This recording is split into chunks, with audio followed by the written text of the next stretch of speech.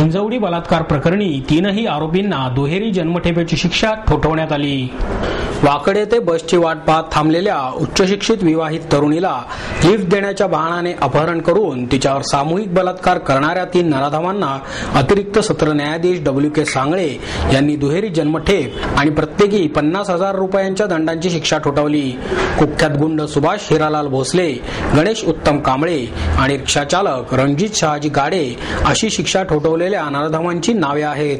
Cut रचणे, दहशत निर्माण करणे, सामूहिक बलात्कार आदी कलमांखाली न्यायालयाने या तिघांना दुहेरी जन्मठेप आणि प्रत्येकी 15,000 रुपये दंडाची शिक्षा सुनावली। या दोन्ही शिक्षा एकत्र भोगाव्यात असे न्यायालयाने नमूद केले आहे। संबंधित तरुणी मूळची नागपूरची रहिवासी असून MBA झालेली ही तरुणी विवाहानंतर अमेरिकेला गेली होती। तेथून ती नागपूरला परतली। त्यानंतर हॉस्पिटॅलिटी परिषदेसाठी ती पुण्यात आली।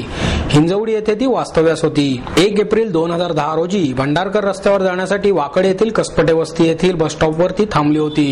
त्यावेळी भोसले, कांबळे आणि गाडे हे मोटारीतून आले। या तरुणीला भंडारकर रस्त्यावर सोडतो असे सांगितले। तिला पुणे शहराची माहिती नसल्याचा गैरफायदा घेऊन नानापेठ, स्वारगेट, कात्रज, वारजे, वाकड फाटा, हिंजवडी येथे तिला नेले। या तरुणीला दरम्यान संशय आला, त्यामुळे तिने मोटार थांबवण्यास सांगितले।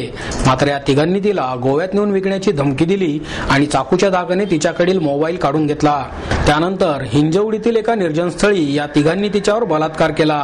त्यानंतर वाकड येथील कसपटे वस्तीजवळ तिला सोडून आरोपी पसार झाले। हा प्रकार उघडकीस आल्यानंतर शहरात खळबळ उडाली।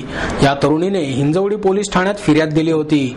तत्कालीन पोलीस आयुक्त डॉ. सत्यपाल सिंग यांनी या गुन्ह्याच्या तपासावर लक्ष ठेवले होते। सरकार पक्षाच्या वतीने विशेष सरकारी वकील ॲडव्होकेट उज्ज्वल निकम यांनी बाजू मांडली।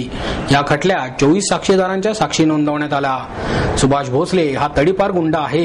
ही घटना म्हणजे स्त्रीचा स्वाभिमान, सन्मान, संस्कृत असणारे मानाचे स्थान आणि तिच्या भावविश्वावरच हल्ला आहे। निर्लज्जपणाचा कळस गाठणाऱ्या या नराधमांना दयानं दाखवता कठोर शिक्षा ठोठवावी असा युक्तिवाद विशेष सरकारी वकील उज्ज्वल निकम यांनी केला।